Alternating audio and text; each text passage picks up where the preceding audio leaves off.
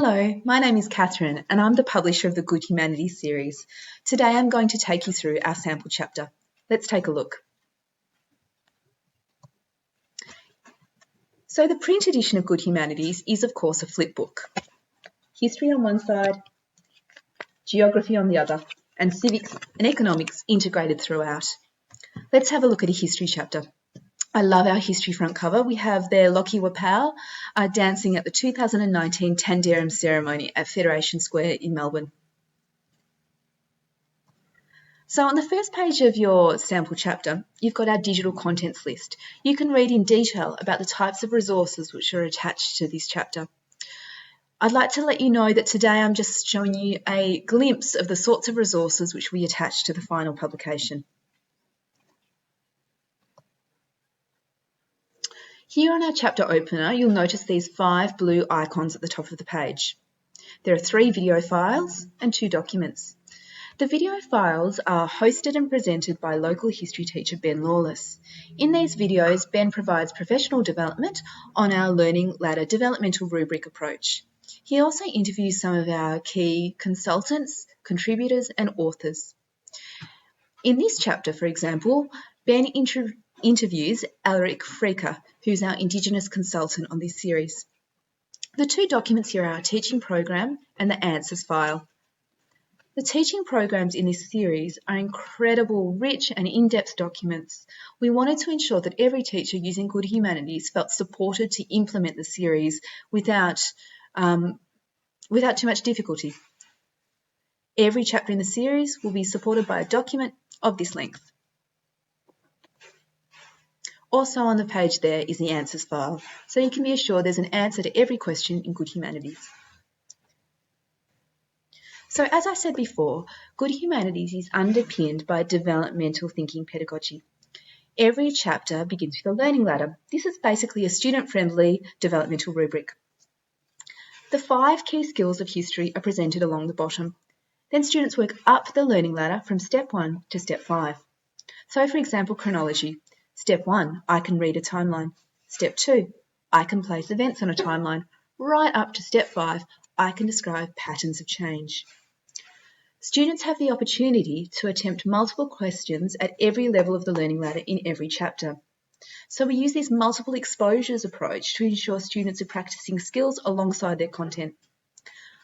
Students have a chance to attempt stage 5 questions at the masterclass at the end of the chapter. On the top left of screen here, you'll see there's 3 icons. These are your teacher audio hits, and these appear on almost every spread in Good Humanities. The audio hits in this chapter are provided by Alaric Freker, who's our Indigenous consultant on this series. Let's take a quick listen.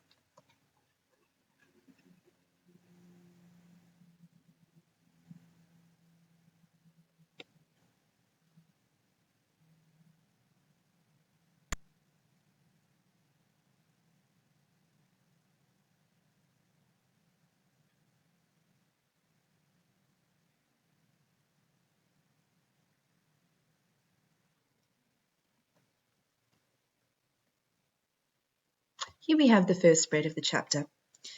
Every spread in Good Humanities has a question block. At the start of the question block, we provide a bank of comprehension questions, which we call Show What You Know. Then we provide steps 1 to 4 for one skill of the learning ladder. So here we focus on the skill of chronology, and students are offered questions at step 1, step 2, step 3, and step 4. This grey icon at the bottom of the page here says How To.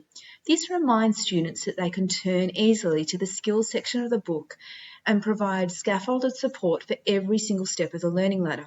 So if, for example, your student cannot do step 1, I can read a timeline, they will find a worked example of how to read a timeline. If a student cannot do step 2, I can place events on a timeline. Similarly, in the skills section, they will find a worked example or extra support to help them place events on a timeline. Here you can see we have a worksheet on this spread, and again that audio hit, which you'll find on almost every spread. As we move through the chapter, we progressively look at all of the skills in the learning ladder, usually a couple of times. Here we look at the skill of source analysis at steps 1, steps 2, steps 3, and step 4. What's missing from this sample chapter is a link to our auto-correcting multiple choice quizzes. Every spread in this series has a bank of multiple choice quizzes attached, which students can use for their own formative assessment.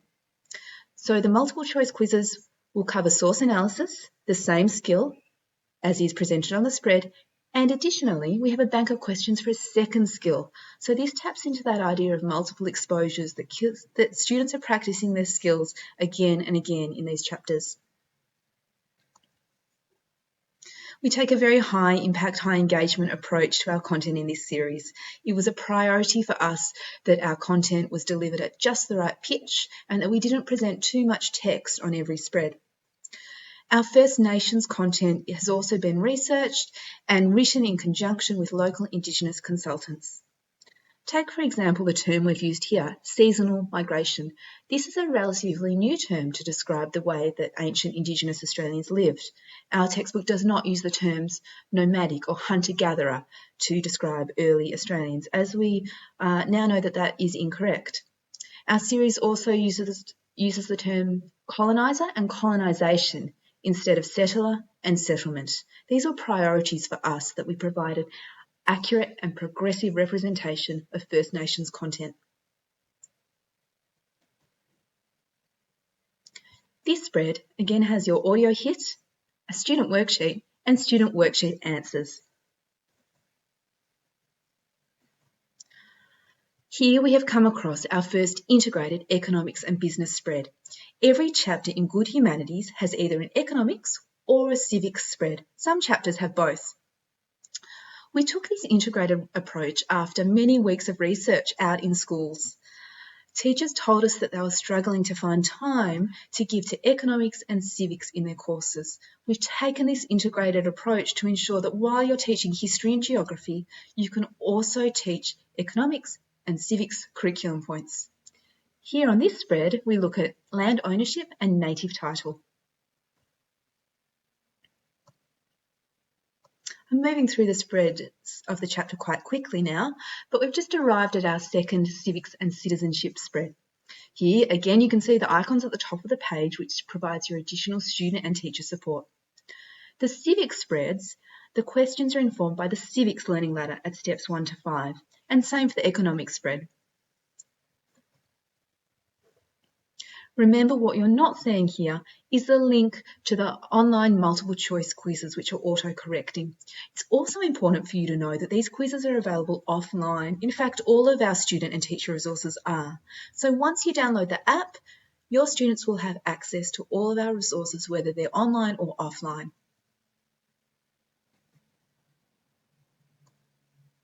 Here we've arrived at the end of chapter masterclass.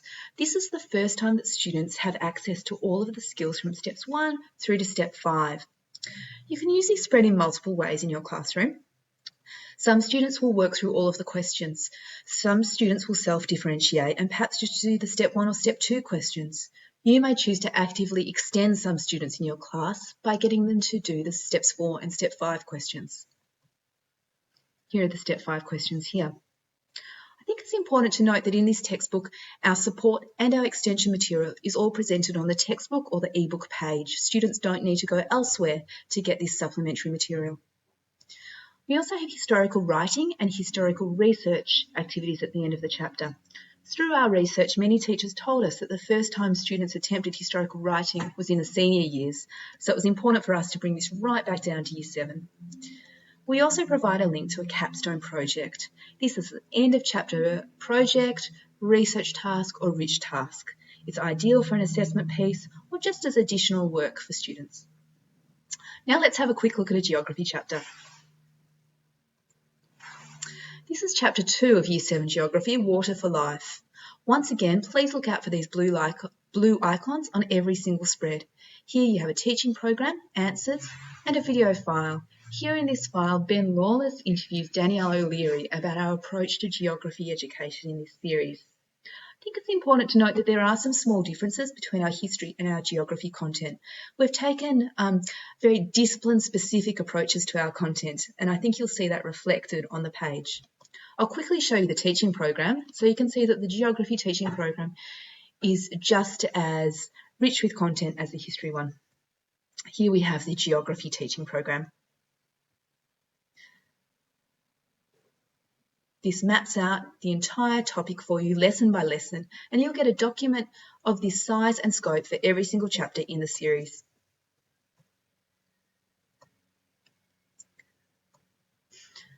Once again, you can see our learning ladder at the start of the chapter. This is our student-friendly developmental rubric.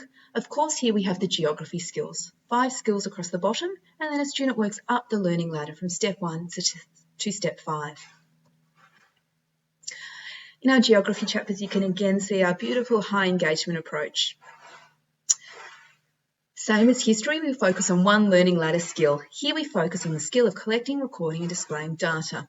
Students can go to the how-to skills section for further support, or they can also do the online multiple choice auto-correcting quizzes for formative assessment.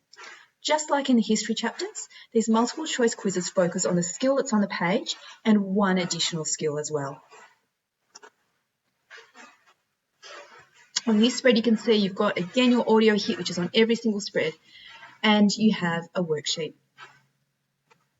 The audio hits in the geography section are provided by local geography teacher Danielle O'Leary.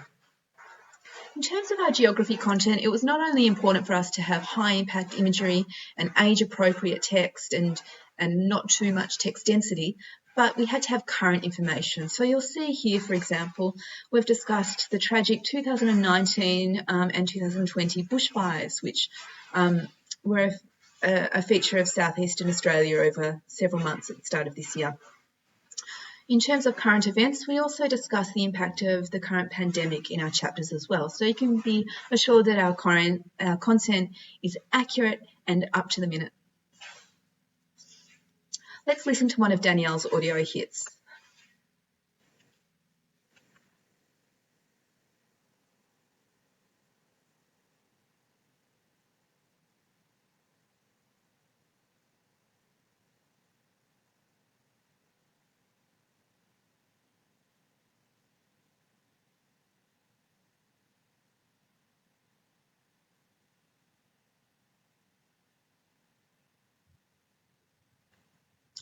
I'll leave you to listen to that audio hit in full when you view the sample chapter. Moving through the geography spreads, you can see that we have these case studies. This one is a thinking globally case study. We also have thinking locally and thinking nationally case studies throughout the geography chapters. And here's an example of an integrated economics and business spread in our geography chapter. The economics and business spreads follow the economics and business learning ladder. These are really useful for assessment and reporting of economics and business as well. Here's a thinking globally case study. What a beautiful spread. Some of our geography spreads are really stunning and truly engaging for students. As we move through the chapter, you'll see we're progressively moving through the content, and finally we will arrive at our masterclass.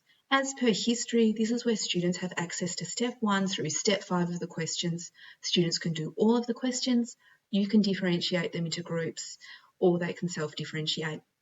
The step 5 questions are ideal for that top end of your classroom, those students you need to extend, and the step 1 questions are perfect for your support students. At the end of every geography chapter, we also have a capstone project, which is a rich task or a project. It's important to note in the geography section of our book, not only do we have the geo skills chapter, but we have a fieldwork chapter where we go through the important skill of fieldwork, and we have 2 scaffolded fieldwork tasks which you can follow. Thanks for joining me today. It was lovely to speak with you.